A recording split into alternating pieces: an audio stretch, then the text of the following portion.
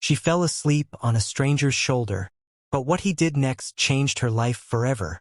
She never planned to fall asleep on a stranger's shoulder. But when the plane landed and she opened her eyes, she found something plugged into her phone, and a message in kindness she would never forget. What that single father did while she slept changed everything she thought she knew about success, humanity, and love. This isn't just a story about a flight. It's a story about kindness, the kind that doesn't ask for anything in return, but somehow ends up changing two lives forever. Before we dive in, don't forget to like, subscribe, and share this story if it touches your heart. You're watching Tales by Nanya, where we tell powerful real-life stories that remind you, kindness still matters. It was 6 a.m. in Chicago O'Hare Airport. The sky outside was still gray, and the cold bit through every coat. Inside Gate 27B, people rushed with coffees in hand, rolling suitcases, murmuring goodbyes. Flight 292 to Los Angeles was about to board. In seat 14B sat Evelyn Carter, 38 years old, CEO of one of the fastest-growing tech companies in the country. Her name made headlines in business magazines. Her face had been on Forbes, but right now she looked exhausted. Not the kind of tired sleep can fix, the kind that comes from years of chasing something you can't quite touch. She wore her signature navy blue suit, the one her assistant picked out for important trips. Her phone never left her hand. Emails, contracts, messages. Her entire world lived inside that glowing screen. As passengers filed in, she barely looked up. All she wanted was a quiet flight, no small talk, no distractions. Then came seat 14A. A man in his mid-30s, warm brown eyes, a few days stubble on his chin, holding a little girl's hand. The girl couldn't have been older than 6. Curly hair tied in 2 pigtails, clutching a pink unicorn backpack almost bigger than she was. "Hi there," the man said with a polite smile as he helped his daughter climb into her seat by the window. "Sorry if she gets a little restless. It's a long flight." Evelyn nodded, eyes still glued to her phone. "I'm Daniel," he added softly. "And this is Lily." The little girl peeked at Evelyn and waved shyly. Evelyn smiled faintly and went back to her emails. But something about the way Daniel adjusted his daughter's blanket caught her attention. There was gentleness in it, patience, a kind of love she rarely saw in her world of deadlines and deals. As the plane took off, Lily leaned against her father's arm and fell asleep almost instantly. Daniel just stared out the window quietly, lost in thought. He didn't touch his phone once. An hour into the flight, the cabin lights dimmed. The hum of the engines became a soft lullaby.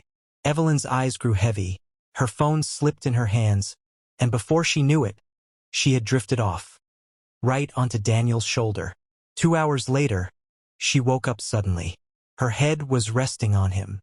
Her heart jumped. "Oh my God, I'm so sorry," she whispered, sitting up straight. Daniel chuckled gently. "Don't worry about it. You looked like you needed the rest." She tried to smile, embarrassed. Then she noticed something. Her phone, which had been dying when she boarded, was now plugged into a power bank that wasn't hers. "I think this is your charger," she said. Daniel smiled again. "Yeah, your battery was almost dead. Didn't want you waking up to a dead phone." Evelyn blinked, speechless.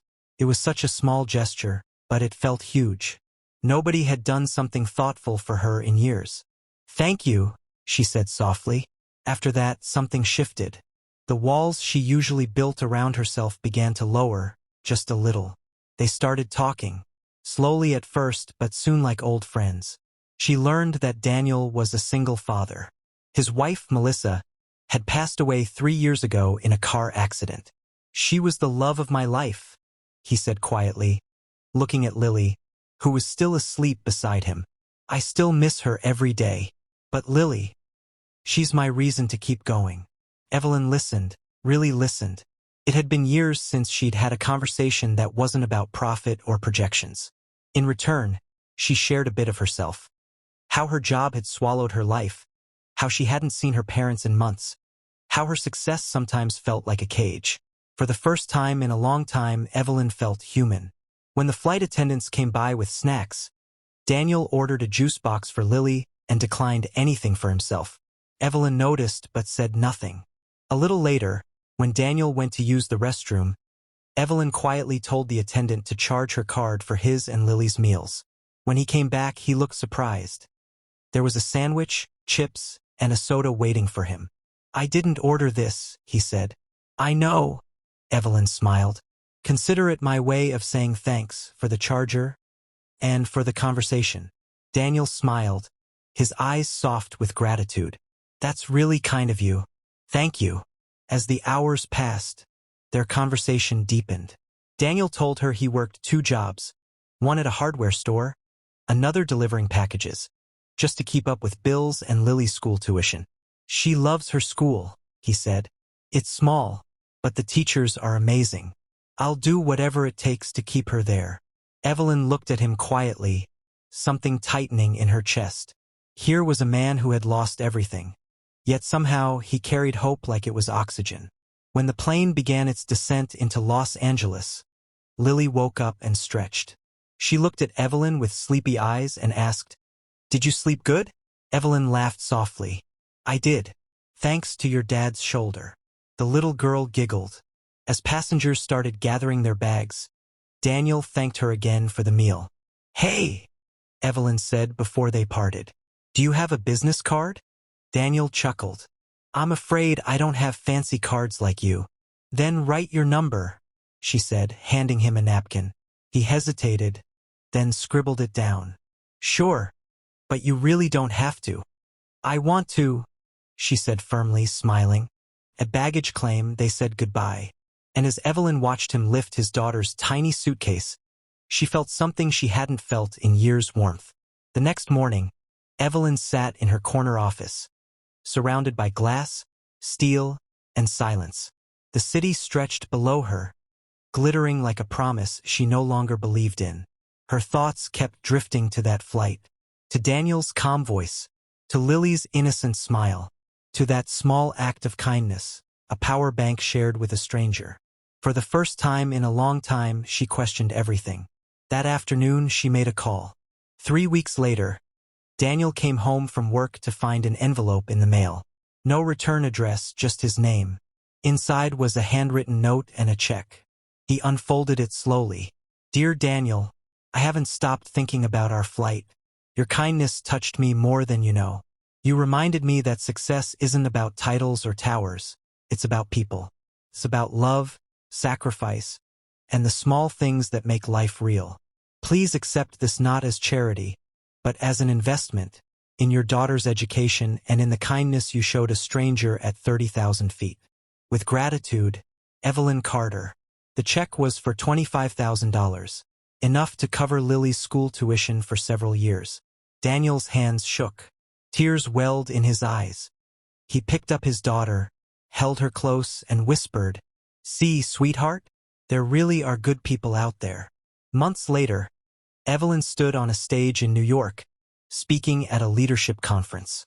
When someone asked her about the most important lesson she'd learned in business, she didn't talk about profits or innovation.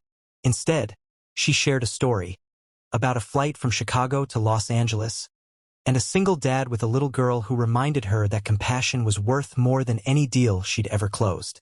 She ended her talk with these words: "Sometimes the smallest acts of kindness, offering your shoulder, sharing your charger, or simply listening, can change more than a moment. They can change a life." The audience rose to their feet, applauding not the CEO, but the woman who had remembered what it meant to be human. As Evelyn stepped off stage, her phone buzzed with a message from an unknown number. It was Daniel. "Just wanted to say thank you again. Lily got her first report card, straight A's. She says she wants to be a pilot someday." Evelyn smiled, her eyes filling with tears. She whispered to herself, maybe kindness doesn't just ripple. Maybe it takes flight. If this story touched your heart, take a moment today to do something kind. For a stranger, for a friend, or even for yourself. Because you never know whose life you might be changing. You're watching Tales by Nanya, where we share true, powerful stories that remind us kindness still matters. Don't forget to like, comment, and subscribe for more stories that inspire hope and healing.